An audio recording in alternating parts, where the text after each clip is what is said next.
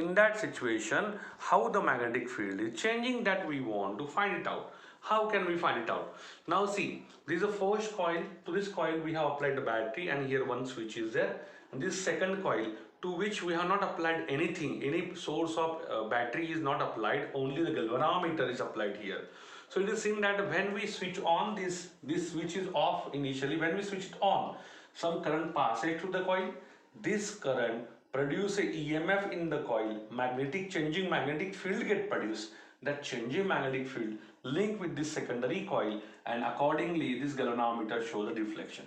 When we switch off this and again switch on, exactly opposite current get produced. Initially it would go like this, then finally after switch off and on, it goes in opposite direction.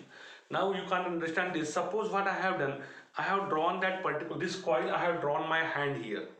This first primary coil I have drawn in my hand here, and here is this secondary coil. You should keep the coil such that, like this, the two coils should be kept. So in this hand where my thumb is moving, here we have applied the battery eliminator, and here we have applied the galvanometer. Just keep parallel to them each other, and when current passes through this, it will induce a EMF in the secondary coil, and due to that galvanometer shows the deflection.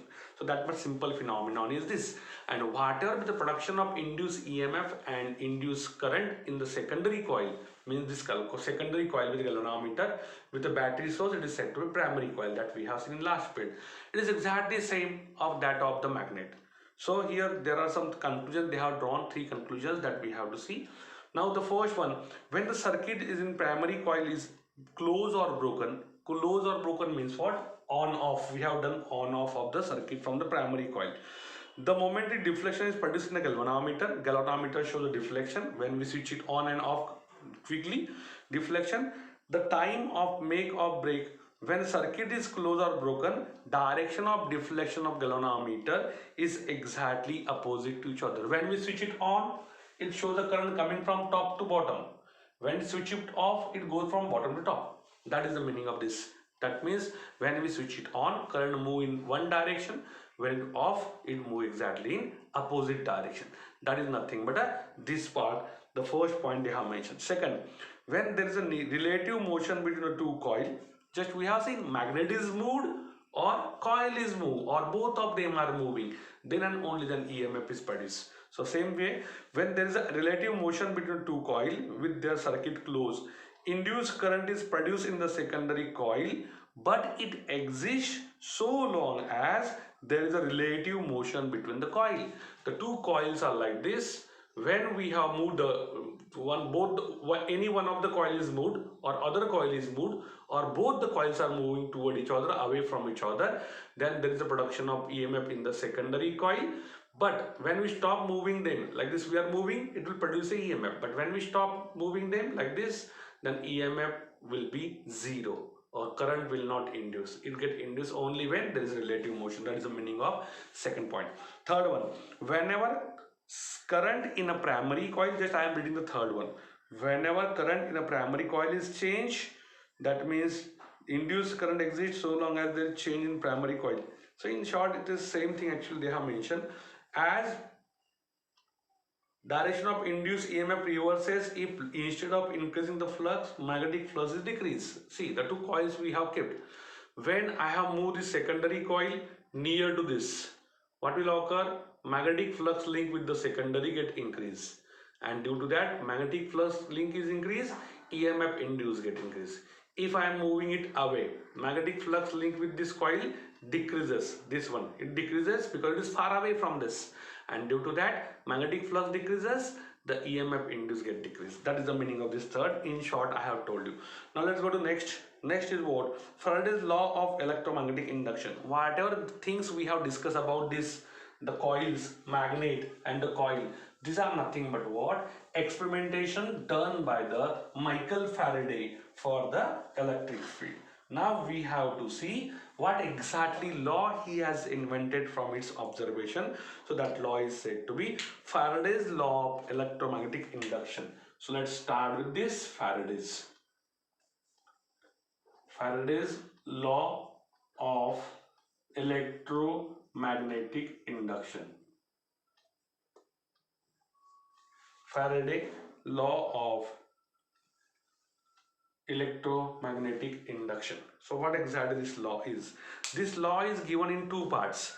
The first part is there, that is said to be first law. Sometimes it is said to be first law. It is basically first part of the law, and second part is said to be second law. Basically it is the second part of the same law. Let's start with the first law.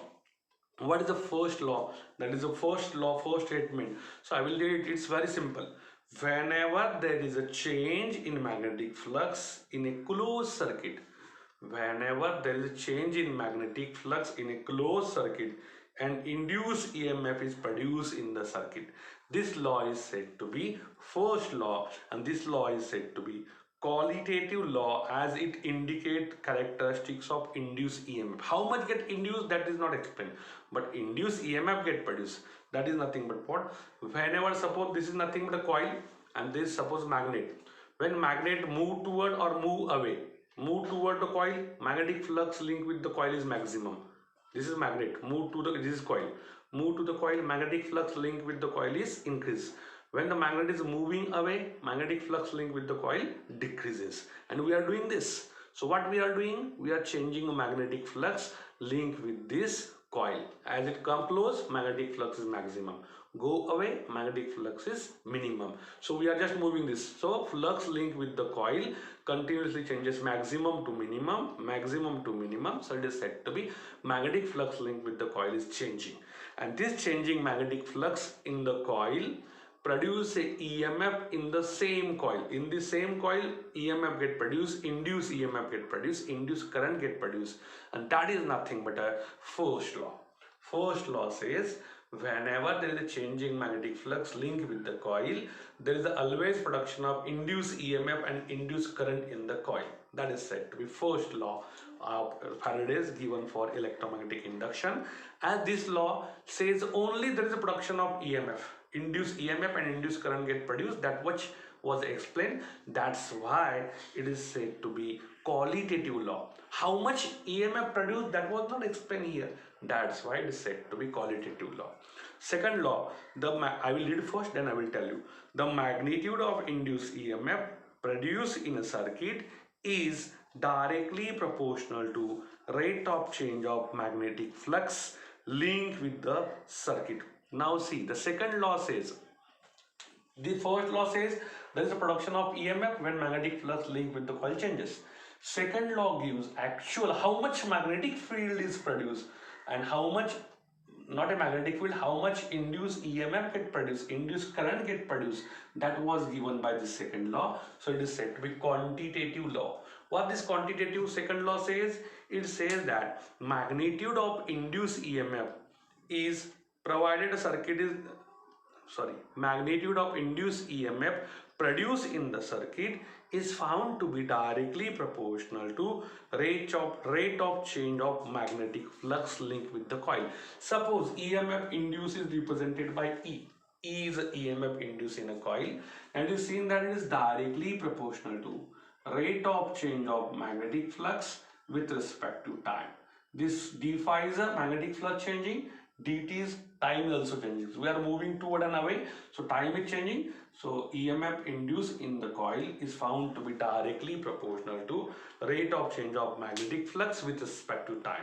Mathematically can be written like this. Suppose I have removed the proportionality sign. You can take here some constant of proportionality k. So it is d phi by dt E equal to k into d phi by dt. That equation we get. If E, phi and T are measured in same system of unit, suppose we have used the same unit for E, phi and T, then value of K comes to be 1. That is constant of proportionality is 1. Then we can write here E equal to d phi by dt. Then we can write here E equal to d phi by dt by second law. Remember, in examination, if the question asks state and explain the Faraday's law, you should explain the first law first, then you should explain the second law, then you should write this 3 equation at least. 3 equation at least you have to write. So here, apart from this, just here this phi is nothing but what? Magnetic flux. Time is t. E is nothing but EMF induced. Apart from this, just modification they have done, just little bit modification they have done in this. Modification in the sense they have solved it further. What they have done in solving this, suppose phi was represented like this. Phi is a magnetic flux. If magnetic flux linked with the coil has number of turns that we have seen.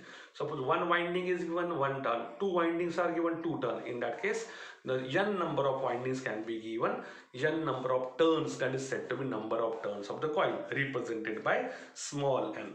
Suppose magnetic flux, the coil consists of n number of turn, and phi dash is a magnetic flux linked with the single coil, single turn. N number of turn, phi dash is a magnetic flux linked with a single turn. Then total magnetic flux phi is n into phi dash. You can put this value here in this equation. We can write E equal to d dt of, what is the value of phi? N into phi dash. As n is number of turn, it is not, does not variable, so I take it outside. So we can write n into d phi by dt, that is E equal to, we get EMF produced is equal to number of turn into the flux linked with the single turn, how it changes with time, the ratio, it will give the magnetic flux. Now here there is another scientist whose name is Lenz. Lenz has modified, just see, first law gives the effect, second law gives the magnitude, and the Lenz is another scientist who has done the same work independent of Faraday, and finally he has find that whatever be the induced EMF produced in the coil, it is in exact opposite direction to applied current. That's why he introduced here one minus sign. So this minus sign is given by Lenz, and that's why sometimes this law is said to be Faraday's and Lenz law. The E in this case, E is measured in volt, and d phi by dt, it is measured in Weber per second. Weber per second, E is in a volt that we can say. So this is nothing but a Faraday's law. Now the next topic of your syllabus is Lenz law. In the Lenz law that already I have told you, same experiment was done by Lenz without knowing the Faraday, independent, and he find out the same result. But apart from Faraday, he has given one modification. EMF induced is found to be directly proportional to change of magnetic flux with time, but its direction is opposite, and to represent that opposite direction he has given this negative sign. So this negative sign was given by the Lenz. Now that is nothing but a Lenz law. Let's see what they have mentioned in the Lenz law. Just in theoretical words they have mentioned. Just I will read the important part.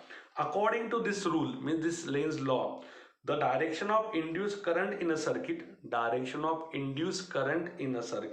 is such that magnetic field produced by induced current opposes the change in magnetic field that induces the current. So it is a little bit quite difficult to understand. I will try to explain you once again. Suppose we have taken two coils. Again, I will take two coils and try to explain the same thing. Suppose this is the first coil, and here we have applied the plus minus whatever it may be, and we have the key.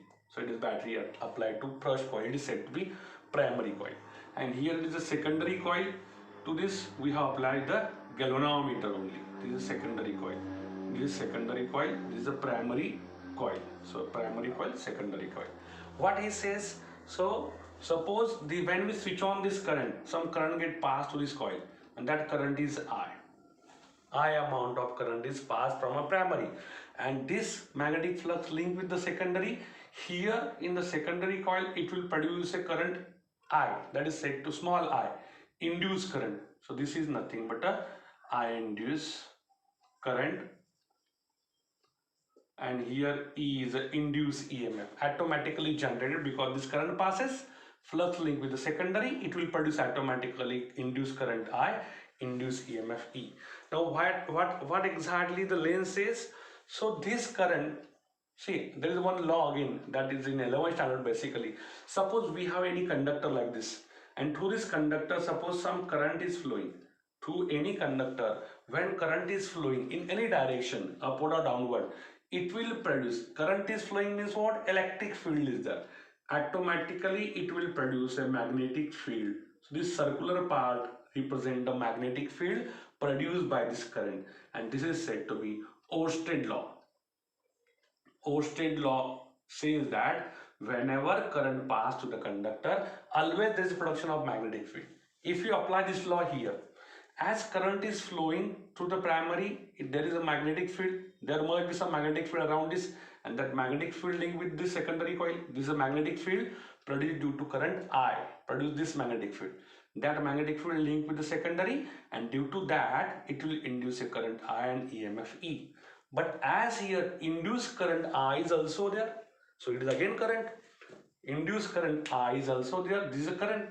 As it is produced automatically here, it will produce a magnetic field.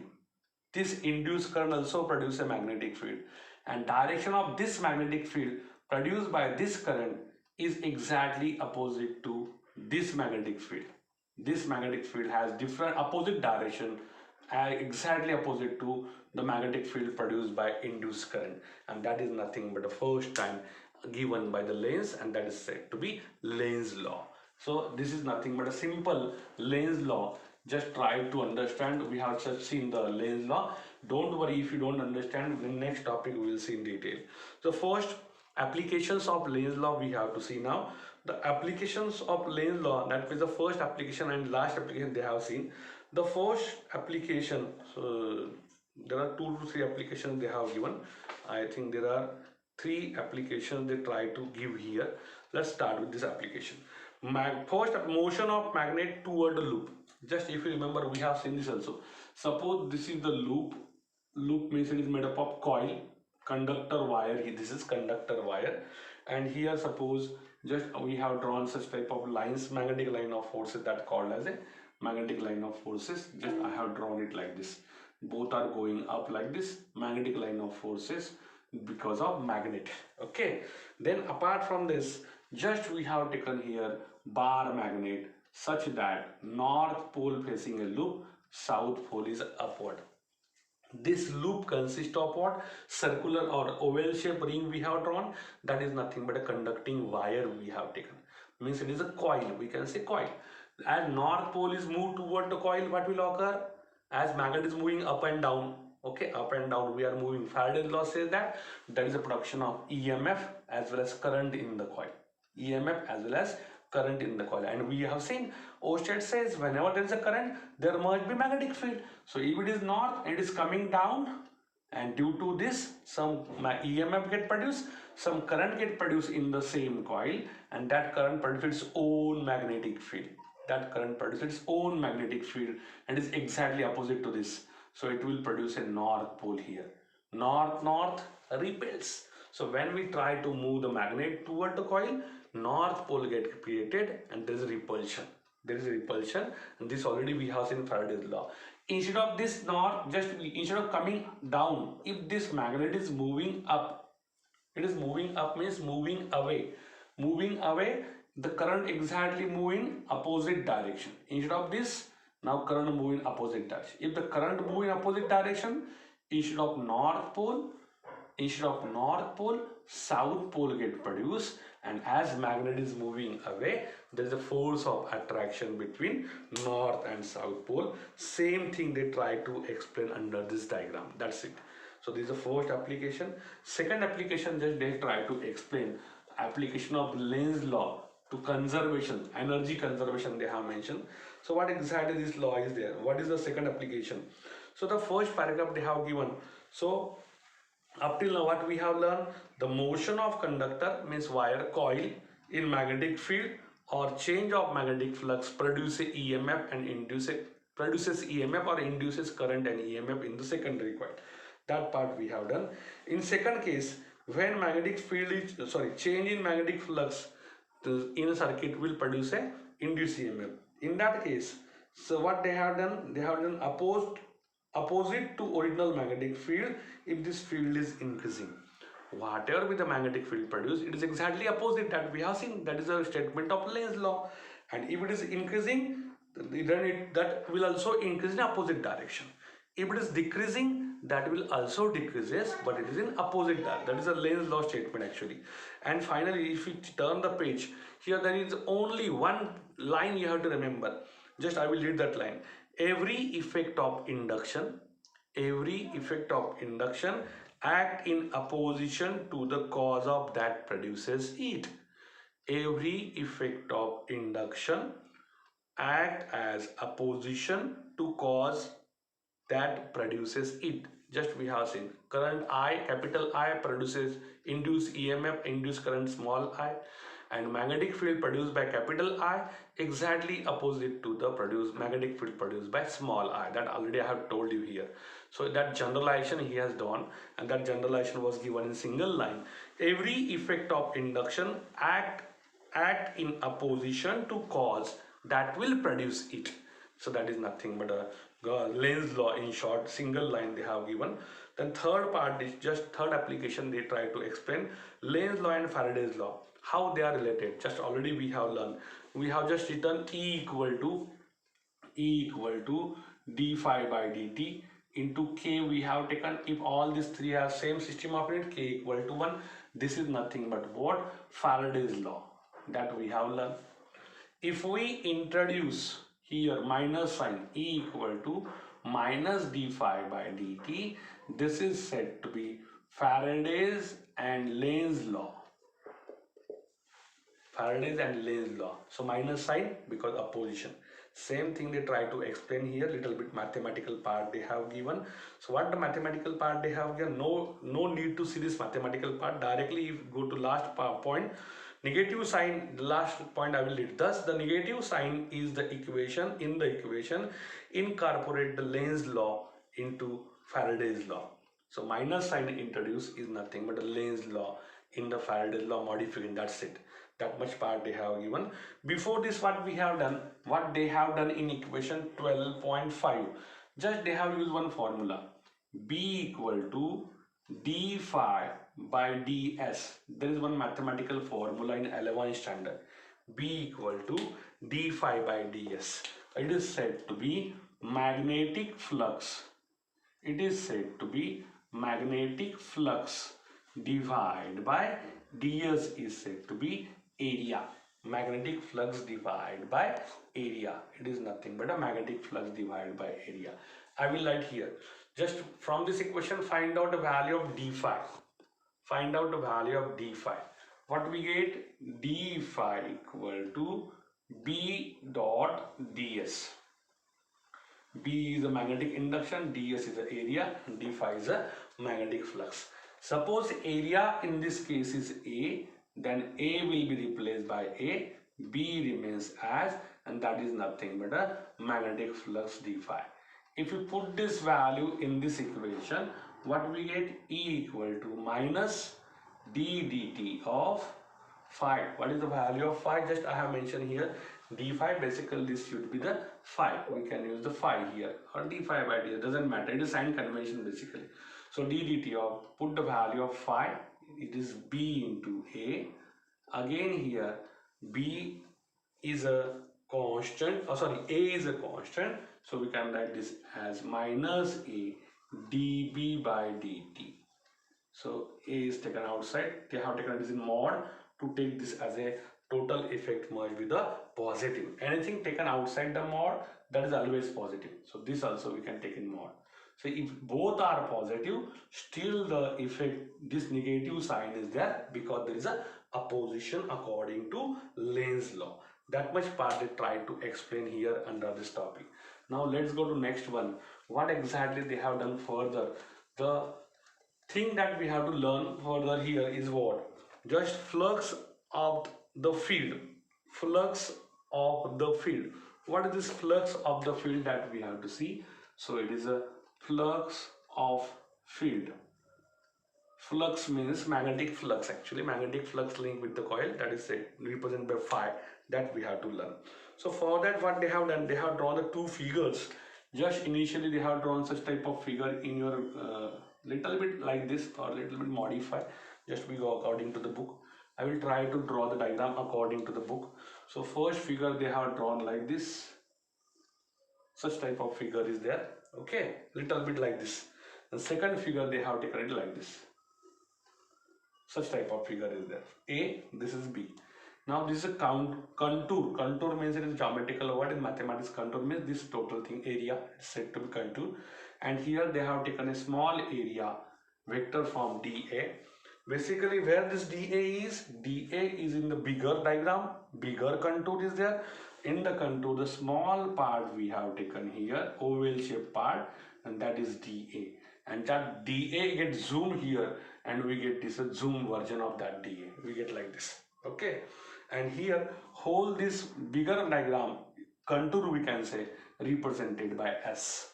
Contour represented by S, and here it is C that they have shown. Such type of diagram is there. Now here, so this part gets zoomed and we get this dA like this. So here what they try to explain you, they try to explain here is what, whenever we consider small area of any bigger portion, magnetic flux is supposed there, magnetic field we have applied, this thing is kept in magnetic field, then this area has its own vector that is supposed perpendicular to this board like this, and magnetic field is like this, then angle between them may be 90. If magnetic field is again same to this, if this is a area vector and this is a magnetic field, both are parallel, what is angle between them? It is 0. Same thing they try to explain here, and from this two diagram they have drawn the some derivation that we have to see. So here just before we have seen d phi equal to what? B dot dA. If you remember, just before 5 minutes we have drawn. Only here capital A or small may anything you can take. Just we have taken small dA as the area. So B dot dA we have taken, and here they are in vector form. Dot product is there. So we have seen whenever there is dot product, we should take a cos theta. So we can write here B into dA into cos theta.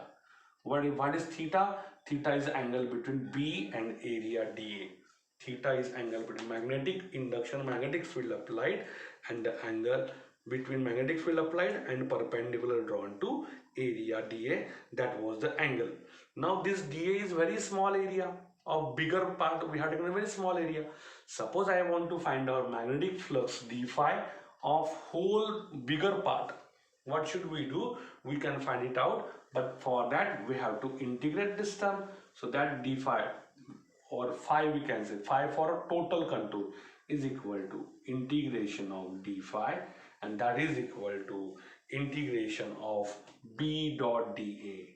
B dot dA, it is in vector form. So this will give the total flux. This is small area due to small flux d phi. D phi is a small flux for area dA. Phi is a total flux that can be found out by integration. While integration, taking integration where we have taken on a contour S.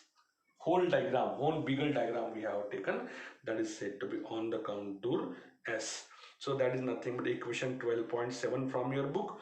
Now here, as this magnetic flux is depend on time, how it changes with time, that we have in d phi by dt. So you can write this as simple way.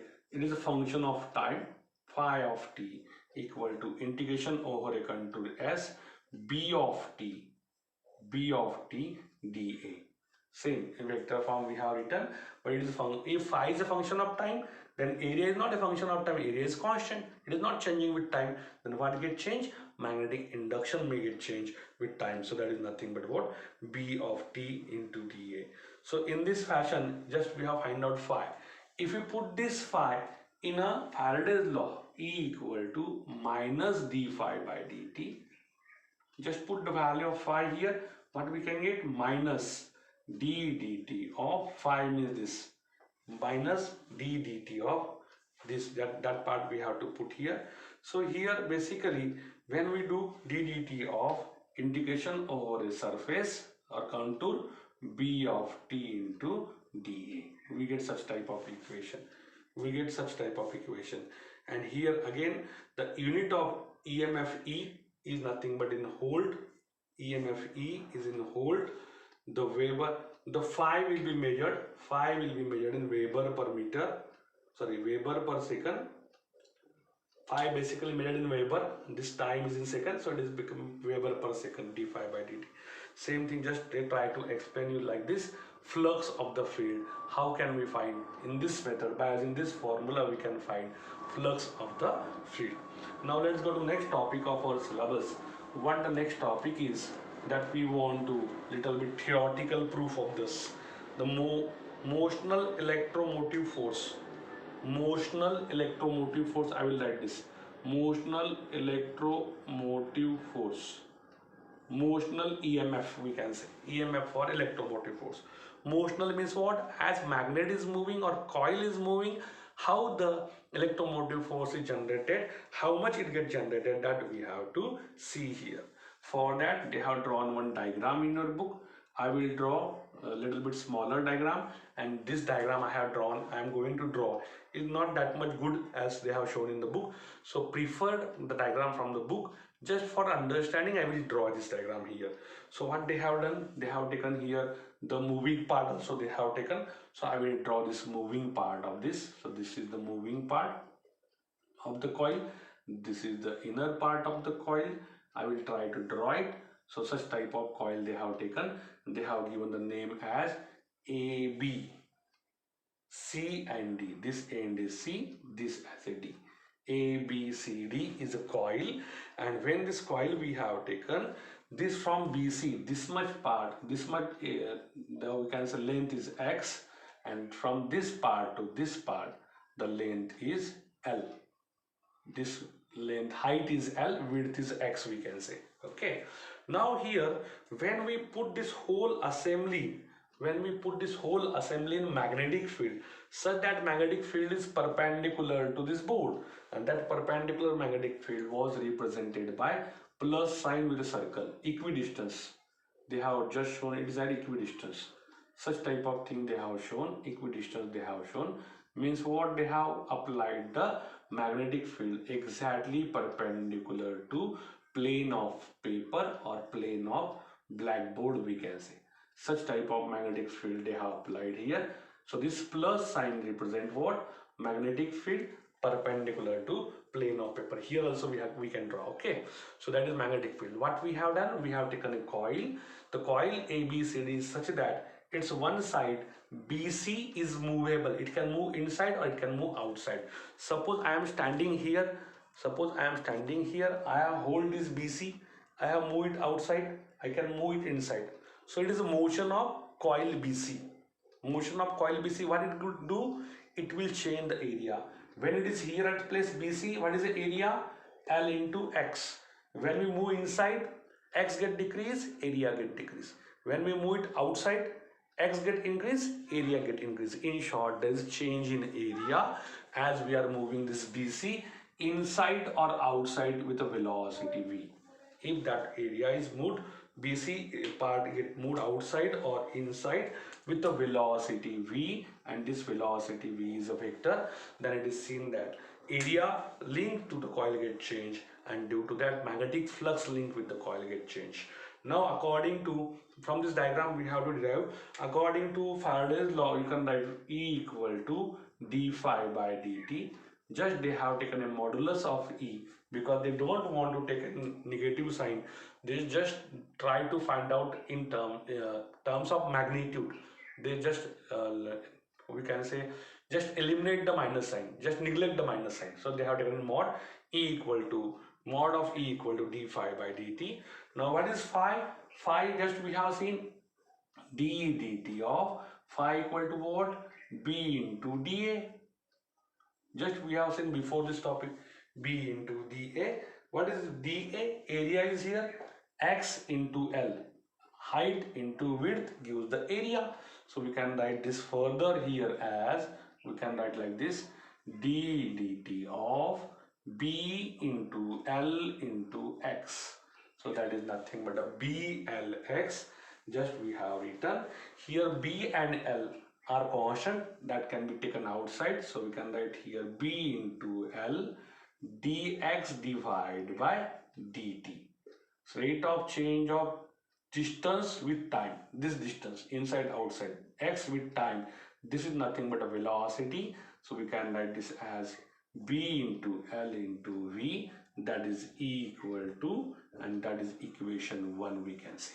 So E equal to BL into V, that type of equation we get. Say equation mentioned in your book, that is said to be equation 12.10. This is the equation we have derived from the diagram, just change in area that we have derived. Same equation we can derive by taking a magnitude of forces. Same equation can be derived. Equation 1, just I have shown here equation 1. Same equation can be derived by taking a forces. The magnetic forces, now that is said to be Lorentz force. How the Lorentz force they have tried to explain here, as if the charge Q is moving from this end B to the end C by distance L, charge Q move from end B to C, then there is that charge will experience some Lorentz force, and that Lorentz force was given by the formula F equal to Q in the bracket V cross B. All these are the vector quantity. F equal to Q V cross B. This is the formula, and this is said to be Lorentz force. This is said to be Lorentz force. So this is in 11th standard basically. So just you have to remember this formula. F is equal to Q V cross B. That is said to be Lorentz force. So when charge move from B to C, it will experience a force, Lorentz force F. Now here we can find out, as charge move from B to C, how much distance? L distance. L is the distance. Force is F. There is a work done, and that work done when charge move from B to C is suppose represented by W. It is a force into displacement is L. Displacement is L. Put the value of force in this equation, and we can write here simple way. We can write this as, see, this is vector form, it is scalar form. Cross product is there. We know whenever there is cross product, we should use a sine theta. Same thing can be written as Q VB. Q is a charge, V is a velocity, B is a magnetic field. Q VB. What is the cross product? So here it is sine of theta. Theta is angle between V and B. So we can write like this. Just put this magnitude. Here it is magnitude we have taken. We should use here QVB sine of theta into L. QVB sine of theta into L. That will give the work done. But work done per unit charge, work done divided by this charge, that will give the EMF. So just move this charge to this side. What we get? Work done divided by charge Q, that is equal to VB sine of theta into L, and this work done divided by charge is said to be EMF, and that was represented by E. What is the maximum value of sine theta? Maximum value of sine theta is +1. Minimum value of sine theta is -1.